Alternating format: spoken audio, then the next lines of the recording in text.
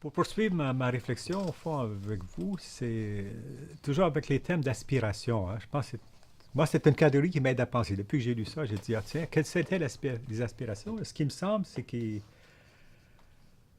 pour mon programme de doctorat aux États-Unis, à l'université Yale, donc une grande université, on ne peut pas rencontrer ça ici au Canada. Donc, c'est un genre d'institution vraiment extraordinaire.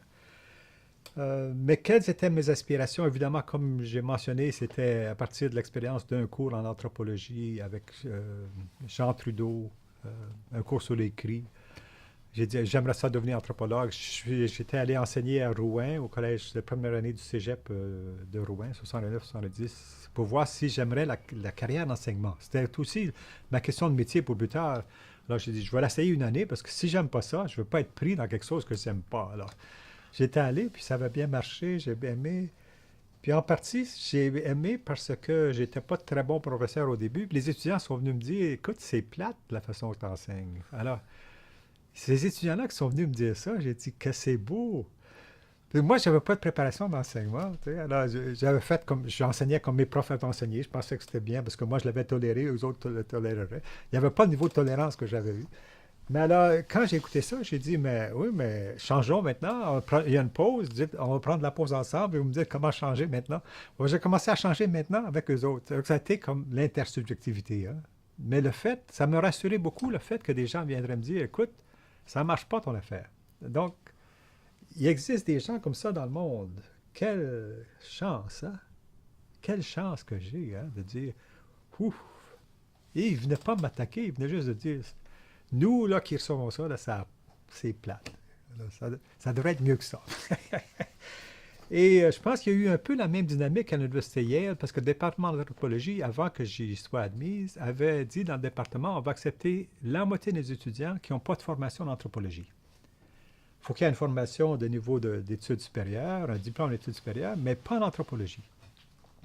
Puis j'avais demandé à mon directeur de thèse, Harold Scheffler, puis à d'autres professeurs, mais pourquoi vous avez décidé ça?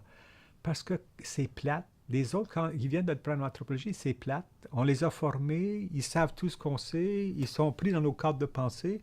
On n'arrive pas à avoir des conversations intelligentes. Alors, c'est pour ça qu'on vous est. Moi, il y avait quelqu'un d'architecture, quelqu'un de littérature, quelqu'un de psychologie, quelqu'un d'histoire. Moi, j'arrivais de philosophie.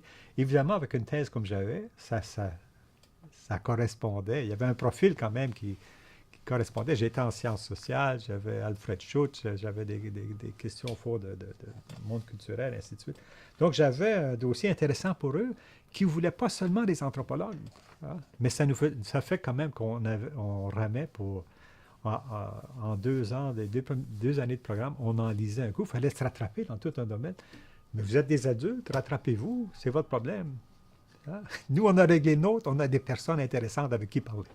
Réglez le vôtre. C'est un peu ça leur attitude. Et puis, plusieurs années plus tard, Peter Karsten, c'était un professeur qui enseignait à l'Université de Toronto plusieurs années. C'était dans les années, je pense, 98-99, je l'avais rencontré. J'étais allé soutenir ce doctorat là-bas. Et puis, il disait, on a eu des professeurs, on était tous déprimés la semaine dernière. On a eu des examens compréhensifs. Et puis, tous les étudiants ont régurgité, au fond, ce qu'on leur enseigne. On n'avait pas l'impression d'altérité. Hein?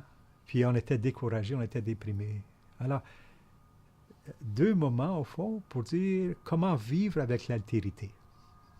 C'est ça la question. Puis, souvent, la façon de dire, ça va être trop difficile, je vais l'effacer. Les institutions, finalement, souvent, je pense, essaient d'effacer l'altérité. Donc, mes départs d'anthropologie, donc, étaient très riches parce que j'avais des compagnons d'études comme ça, compagnes d'études qui étaient fascinantes, les professeurs aussi.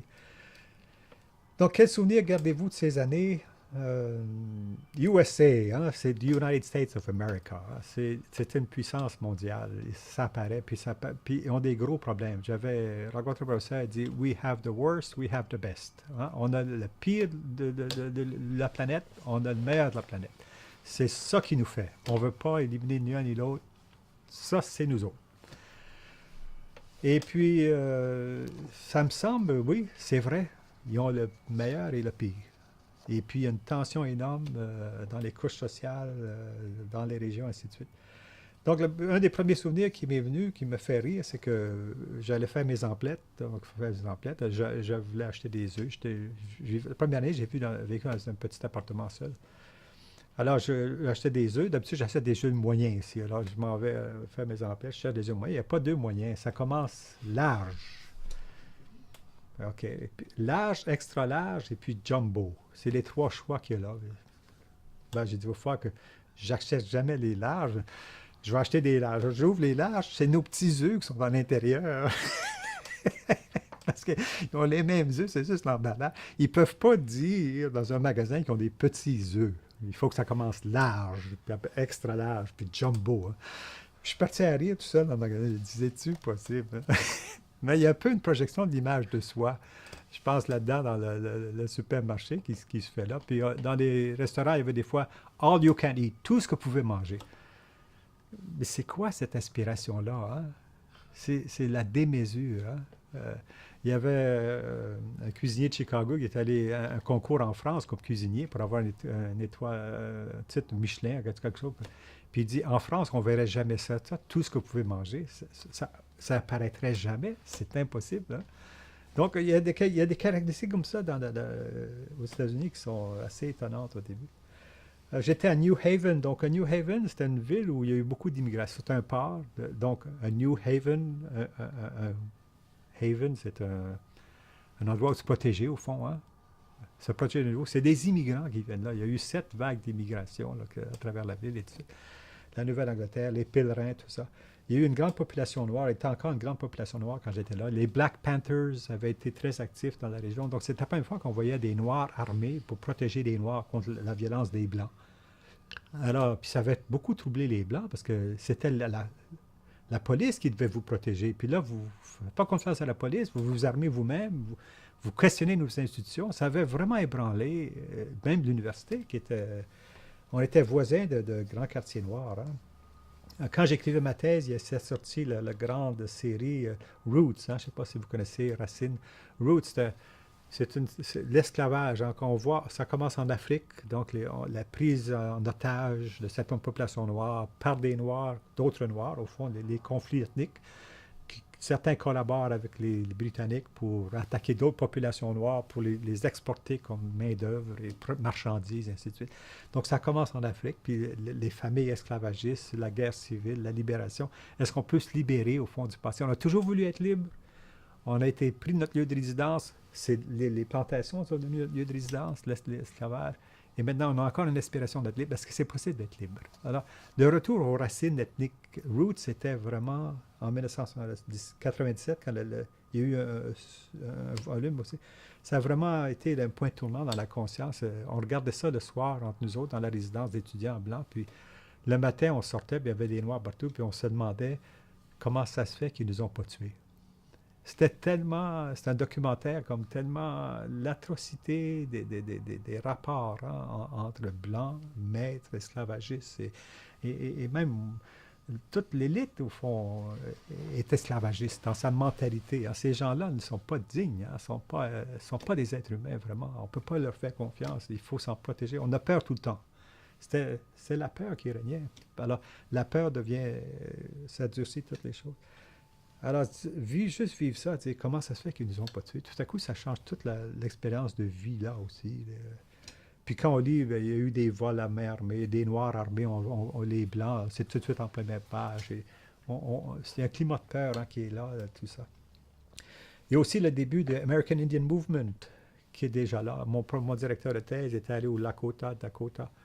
Et puis, on l'avait sorti d'un tipi. Hein, le gars était venu, puis il nous avait raconté ça, puis il l'avait jeté en dehors du tipi. Tu n'appartiens pas ici. Hein, il voulait étudier les rituels Lakota. Fini, hein, avec le mouvement, le réveil amérindien. Ah! Bang! Moi, mon inspiration, c'est peut-être un jour de me mettre dans le milieu amérindien. Qu'est-ce qui va m'arriver, hein? Alors, Rockefeller aussi, on avait des rapports. Le hier, c'est plein de rapports confidentiels. J'aurais aimé prendre une copie. C'est un des regrets que j'ai de mes années-là. Le titre du rapport, selon ce que je me souviens, c'était What shall we do now that we cannot count on the churches? Alors, qu'est-ce qu'on va faire dans l'Amérique du Sud maintenant qu'on ne peut pas compter sur les églises? Parce que dans les années 60, il y avait une vague de missionnaires. Le pape Jean XXIII avait demandé aux Canadiens d'envoyer 1000 missionnaires en Amérique latine pour combattre le communisme. Et après 10 ans d'expérience sur le terrain, avec les mineurs, les travailleurs, tout ça, les missionnaires québécois se sont dit, mais les vrais bandits, c'est l'élite. C'est les capitalistes qu'il faut combattre. Hein. La théorie de la libération qui est née qui est née dans tout ce milieu-là. Mais alors, quand la théorie de la libération, quand les missionnaires se sont dit non, faut que la question de la justice sociale, c'est la fond de la question, c'est la fond, au fond des rapports sociaux, c'est l'injustice sociale. Puis ils ont créé des radios communautaires, indépendantes des radios de l'État. J'ai rencontré les Oblocs après mon terrain, j'ai fait un tour de l'Amérique du Sud, en Bolivie. Il dit on était financé par la CIA. Il dit on a brûlé nos archives pour pas que ça paraisse, mais on était financé par la CIA. Maintenant, ils sont venus tuer un des nôtres. Je suis allé à l'endroit où il avait été tué. J'ai oublié le nom, en tout cas. Alors, on voit un renversement, là. Hein. Alors, quand ce rapport Rockefeller fait ça, toute la question de l'Amérique latine, comment on domine ça, comment on ne domine pas ça. Et nous qui allons faire du terrain en Amérique latine, qu'est-ce que ça va être? Hein? Euh, j'ai marqué aussi, Harold Conklin était notre chef de département. Il faisait une ethnographie sur les Philippines, hein, la géographie et tout ça. Il y avait la plus grosse subvention. Hein. Pourquoi? Parce que, imaginez-vous la valeur au fond, stratégique des Philippines. Voici un anthropologue qui fait de ça. Là. Il y avait 250 000 $ à l'époque. Hein. C'était énorme. Quand il a publié son grand volume, c'est ça, il y avait un commentaire très élogieux de Lévi-Strauss aussi de le sommet. Mais dans tout ça, il y a le rapport des universités au monde militarisé. Au fond, l'Amérique est militarisée. Et Gregory Bateson, dans une conférence, avait dit une fois le plus grand problème, au fond, des dépendances, addiction, hein, des dépendances, au fond, aux États-Unis, c'est le lien de dépendance des universités aux subventions des militaires. C'est en train de restructurer la recherche, d'orienter, de capter les énergies, ainsi de suite. Donc, c'était tout ça qui était là à ce moment-là. Il y avait comme la question aussi des ethnicités. Il y avait un professeur qui disait Nobody talks about ethnicity. Hein. Jusque-là, on ne parlait pas d'ethnicité, on parlait de classe, de stratification sociale, de pouvoir, ainsi de suite. Mais l'ethnicité devient, au fond, une grande question. C'était très transatlantique, hein, le département. Je ne sais pas si vous connaissez, il y avait ici, c'est un volume, Anthropology of Religion. Au fond, il y a une série d'auteurs là-dedans, mais les premiers, c'est Geert, sa définition de la religion, Turner, Spiro, puis il a nommé Sadbury. Au fond, les 3 premiers auteurs ici, c'est les 3 premiers auteurs que je continue à consulter et à utiliser à travers tous mes écrits dans toute ma carrière. Hein. Mais c'est une série ASA Monographs. Hein. Donc, on a tout lu ça. The Relevance of Models for Social Anthropology. Hein? Political Systems and Distribution of Power. Hein? Anthropological Approaches to Study of Religion. The Social Anthropology of Complex Society. Donc, dans les années, ça fait partie des années 60. Hein? C'est le monde postcolonial. Hein? Donc, on est dans une anthropologie postcoloniale. Et c'était l'association, au fond, des anthropologues, social anthropologists. Radcliffe Brown était le premier président. Alors, on avait tous ces manuels-là qui nous arrivaient. C'était la coopération, il y avait des anthropologues américains. C'était la preuve qu'on était tous ensemble dans un projet pour comprendre le monde postcolonial. Hein? C'était la grande chose. Hein? Émergence de la question du genre hein, et des biais épistémologiques en anthropologie. Il y a un livre qui est apparu dans les années que j'étais là, c'était Women, Culture and Society. Lamphere et Rosaldo, je pense, qui étaient les 2 directrices du programme. J'avais Joan Bamberger qui était une collaborée et qui avait contribué au chapitre. Alors, c'était dans les marches, je me rappelle, rentrer dans le département, puis c'était nouveau. Femmes, culture et société, et c'était là un titre de livre. C'était, ça n'aurait jamais, jamais existé. C'était du nouveau. On sentait que ça ébranlait. Chaque fois qu'un livre comme ça apparaissait, on sentait comme un ébranlement des certitudes antérieures. Hein. Puis alors, c'est quoi l'après? Une fois que les femmes prennent la parole, c'est quoi c'est qu'est-ce qui arrive? Est-ce qu'on a écouté? Est-ce que ça change quelque chose? Euh, L'ethnociencia aussi, New Ethnography, ça faisait partie ces grandes choses-là. Les études chamaniques, on lisait Castaneda, tout ça pour dire un peu le nouvel âge. Je mentionne, j'ai venu quelques professeurs dont j'ai pris des cours qui m'ont très marqué. Emily Ahern, qui après un divorce est devenue Emily Martin, qui a écrit plusieurs très beaux livres. Elle avait écrit The Cult of the Dead in a Chinese Village. Donc, elle avait fini son terrain, elle était allée en Chine. Mais dans son cours, on étudiait la révolution culturelle. Qu'est-ce qui arrive quand une société, les jeunes s'attaquent au passé? Hein? Des professeurs, tout à coup, tu n'enseignes plus, on te coupe la langue. Hein? T'as beau avoir l'aspiration d'enseigner, c'est fini. Hein? La destruction des objets, on a détruit tous les pianos. Hein? Tout. Alors, on essayait de comprendre comment ça peut arriver que tout un monde soit détruit de l'intérieur. C'est pas des ennemis de l'extérieur qui viennent, non. C'est de l'intérieur qui sont en train de se produire. Alors, des changements de grande envergure, très profonds, qui durent sur 10 ans, qui sont justifiés, au fond légitimés, même motivés par le leader, Mao Tse-tung, et ainsi de suite. Hein. Donc, c'était Emily Ahern nous amène ça. Elle avait vécu sur le terrain. On sentait que ce n'était pas des questions intellectuelles. Hein? Elle avait vécu sur le terrain. Il y avait Sidney Mintz et Richard Price, les Caraïbes, les populations africaines au Suriname, tout ça. Richard Price avait adopté un enfant au fond du Suriname. Il l'avait amené dans sa famille ici aux États-Unis. Donc aussi les aspirations. Si on va sur le terrain, est-ce qu'on veut marier quelqu'un sur le terrain? Je suis quasiment abouti là. Quand on va parler des voyous, à un moment donné, ils ont des aspirations pour moi. Moi, je commence à avoir des nouveaux intérêts là. Qu'est-ce qu'on fait là? Là, Richard Price, c'était la première fois où j'ai vu quelqu'un, oui, même sa vie familiale est changée maintenant parce qu'il il a adopté un enfant. Moi, on m'a offert aussi d'adopter des enfants à Voyou. Il y a tout à coup des invitations qui nous arrivent et on dit, qu'est-ce qu'on fait avec ça? Joan Bamberger, j'en ai parlé, au fond, elle travaillait parmi au Kayapo, puis une chose très troublante qu'elle nous racontait, c'est dans la fin des années 60, 70. Elle allait au Brésil, elle remontait l'Amazon sur un bateau. Ensuite, c'est des rivières, puis des plus petites rivières. Donc, jusqu'au territoire des Kayapo, ça prenait, je pense, une semaine. Puis, sur chaque bateau, il y avait un ou deux hommes avec des carabines, avec un télescope à grande puissance, et qui tuaient tout indigène qu'ils voyaient à canot, en pirogue, à pied. Puis il était payé par la cartouche qu'il avait tirée, puis le corps qu'il avait vu tomber, avec un témoin. Puis elle était choquée. Qu'est-ce que je fais avec ça? Les gens disaient, oui, mais c'est des singes. Des obstacles au progrès. Hein? Quand on est défini comme obstacle au progrès, c'est une condamnation à la mort. Et j'ai lu une fois dans Victor Hugo, j'ai lu Les Misérables, hein, puis celui qui s'oppose à l'épée d'Alexandre le Grand est coupable. Il y a une phrase comme ça dans Les Misérables. Hein. C'est un Parisien, hein?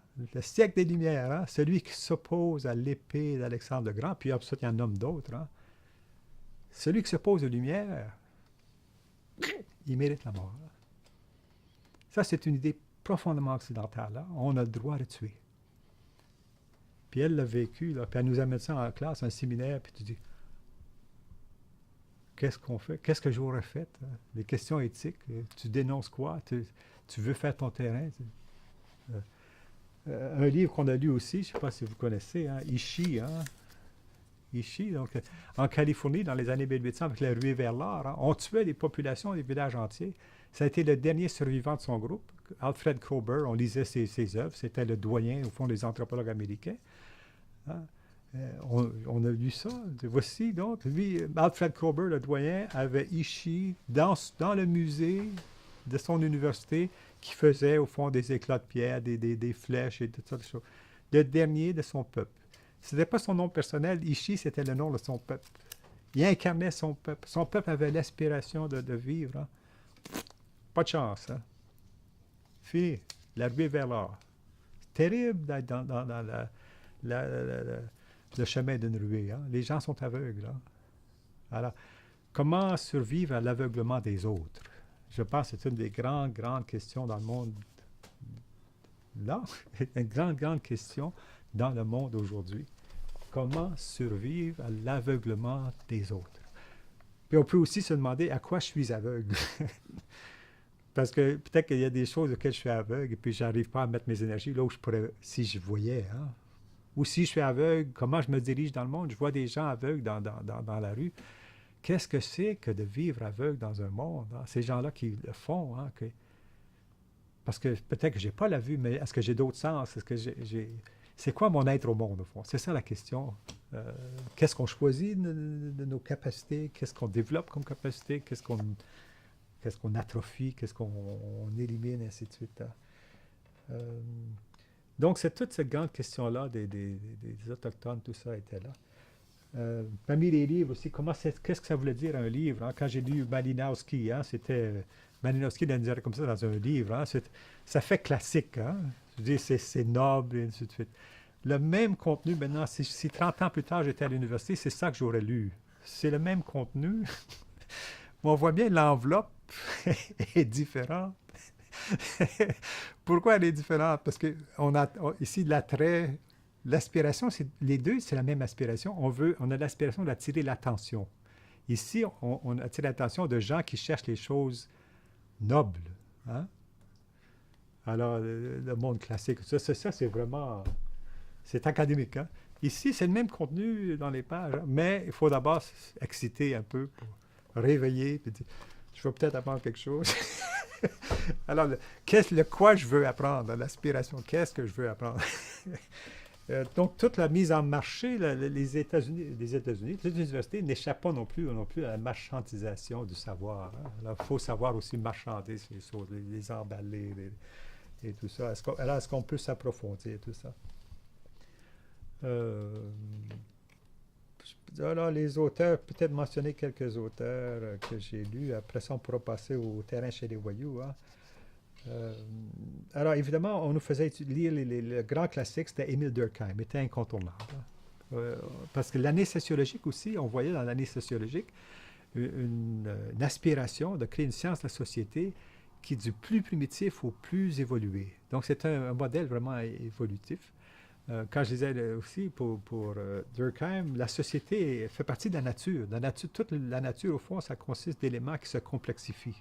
Les molécules de 13 milliards d'années, tout se complexifie. Donc, l'idée majeure de Durkheim, tout se complexifie. Donc, il ne faut pas s'étonner avec la complexification vient l'interdépendance, la spécialisation des fonctions, et ainsi de suite. Donc, il y a une façon de penser l'évolution sociale se situer dans le temps, la grande durée, la longue durée. Donc, lui aussi, c'était Émile Durkheim, quelqu'un qui lisait énormément, donc il se fiait donc à des rapports qui a été sur le terrain, puis donc aussi la volonté maintenant de former des gens qui vont être plus aptes à aller sur le terrain pour amener des choses qui vont nous aider plus ici à la maison, dans les universités, à mieux comprendre ce qui se passe dans le monde en termes d'évolution, ainsi de suite. Donc, la naissance, c'est en 1922 que Émile Durkheim a une chaire en sociologie. Il n'y a pas de sociologie en France avant 1922. C'était à l'Université de Bordeaux. Hein. Donc, on voit ici l'émergence des sciences sociales à travers Durkheim. Hein.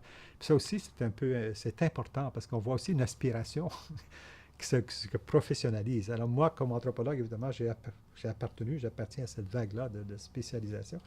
Et ensuite, après Durkheim, il y a la division entre les sociologues et les anthropologues. Les sociologues étudient les sociétés avancées, les anthropologues étudient les sociétés rétrogrades ou en voie de développement, on va toujours les nommer autres que the West and the rest. Hein? Alors, c'est la grande division du travail, mais qui n'existe pas aux Indes. Hein? Aux Indes, les anthropologues ne se distinguent pas en termes de sociologues, anthropologues. On est tous sociologues, au fond. On est tous anthropologues. J'ai parlé à des collègues des Indes. C'est pas une distinction qu'on ne fait pas. Hein? Alors, je pense que c'était une très bonne intuition d'Émile Durkheim de dire éliminons personne. Hein? Et je pense qu'on peut même aller au-delà des humains, des sociétés, des primates, tout ça. C'est parfait. Marcel Mauss, on lisait Malinowski, Radcliffe Brown, Meyer Fortes, des génies au fond. Puis Qui cite Meyer Fortes aujourd'hui? Plus personne, hein? Moi, j'ai lu. C'est extraordinaire l'érudition de cet homme-là, hein. Alors, à chaque génération, il y a des géants qui émergent et il y a des géants qui disparaissent. Les forêts sont faites pareil, hein. Moi, je me ranime beaucoup dans les forêts. On voit ça dans les forêts. Il y a de tout, hein. Il y a de la nouvelle pousse qui vient de naître cette année. Un géant qui est en décomposition. Il est en train de nourrir la terre, les racines de ceux qui vont venir après eux autres. Alors, j'ai toujours été impressionné par ça. Raymond Firth, Evans Pritchard, Frederick Barth. Frederick Barth était comme en émergence aussi, les frontières ethniques et tout ça. Euh, donc, on avait les classiques aussi, ceux qui émergeaient. Frederick Barth était très important, Victor Turner, très important, qui nous ramenait à Van Gennep, Clifford Geertz, Mary Douglas, Purity and Danger, Purité et Danger. Donc, là aussi, la notion de comment s'exclure, comment s'inclure, donc toutes ces questions-là étaient très importantes. Claude Lévi-Strauss aussi. Puis comme je connaissais le français, mon directeur de thèse, Harold Scheffler, m'avait demandé, fais donc un travail sur les systèmes de parenté en Afrique, parce que Lévi-Strauss avait un chapitre là-dessus, les pendés, les bas pendés, puis tout ça. J'avais tout lu ça en français. Puis est-ce que ce qui retire au fond des écrits, c'est souvent des écrits des missionnaires, est-ce que c'est conforme à ce qui... Puis j'avais trouvé la majorité c'était des erreurs au fond. Ce que Lévi-Strauss affirmait n'était pas vrai, hein. Puis il dit, c'est exactement tout le monde sait. Puis on avait confronté Lévi-Strauss là-dessus, puis il dit, vous ne pouvez pas demander à quelqu'un qui travaille seul en bibliothèque de tout contrôler. Fini la question, on continue ma théorie. Alors, c'était un peu, donc, des moments comme ça où on découvrait des choses qu'on ne pensait pas découvrir.